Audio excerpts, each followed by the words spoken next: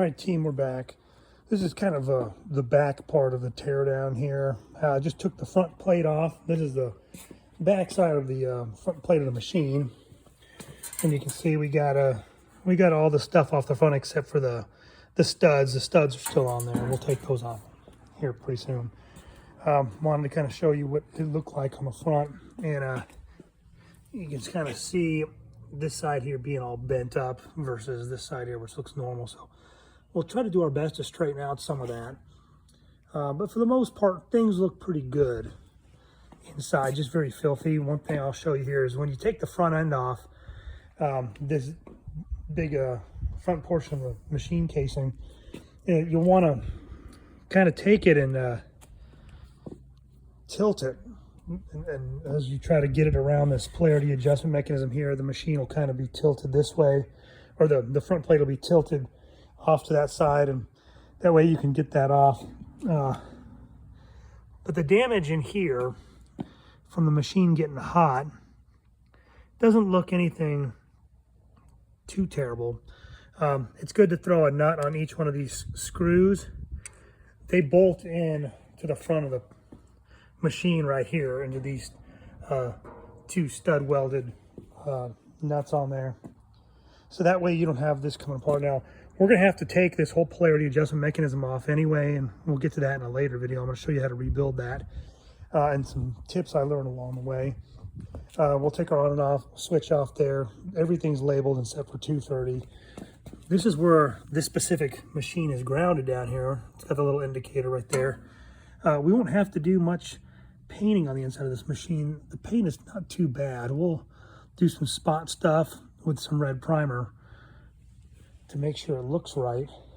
But for the most part, it's okay. So one of the next stages is we'll remove the capacitor after we source a new one. They're generally really cheap, but you can get a Lincoln one. There's nothing wrong with that. The biggest thing is looking at this. See, this one here is a 30 MFD 70 VAC capacitor.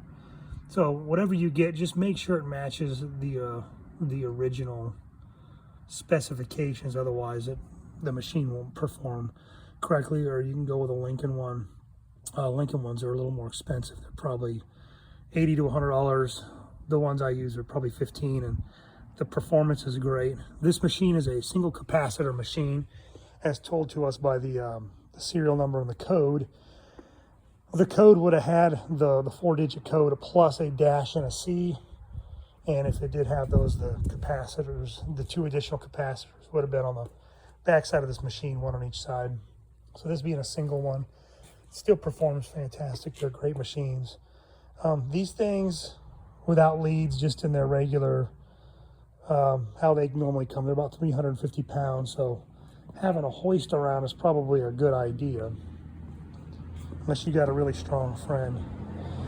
So next up, what we'll do is I'm going to take that on and off switch off. We're going to set that aside, and then take the rest of the ground clamp off, take the capacitor off, and then I may take the fan motor off too, because the fan and the motor is going to have to come off regardless. One thing you'll find when taking these fan motors off, mark your wires so you reattach them the same way. There's a little Allen head bolt in here. You see it right there at the end of the flathead. That can get really sticky. Sometimes you have to hit it with some penetrating oil a day or two before you want to take it off. I've had some that have been real difficult, to where I've had to hit it with a propane torch for a while and some oil to get it to break free. I've only ever had one that I couldn't get off, and then ultimately you have to cut the snout off the motor and you have to replace the motor. I try never to do that because a lot of times, I mean, these motors can always be saved. Now this motor though, looking at this one, it does not look like it's going to come apart. So when we get it off, we'll take a look at it, but we're gonna take it off regardless, so we can do a little painting back here. We can clean everything out behind that fan on the back side of the transformer. The DC rectifier, the selenium rectifier here, looks pretty good. It doesn't look cooked or blown up or anything. These here are about impossible to get anymore. So if that goes, you have an AC only machine. Newer ones use a different rectifier with silicone diodes and those are replaceable. So more to follow, but that's where we're going next. So we got to do some cleaning and some more disassembly.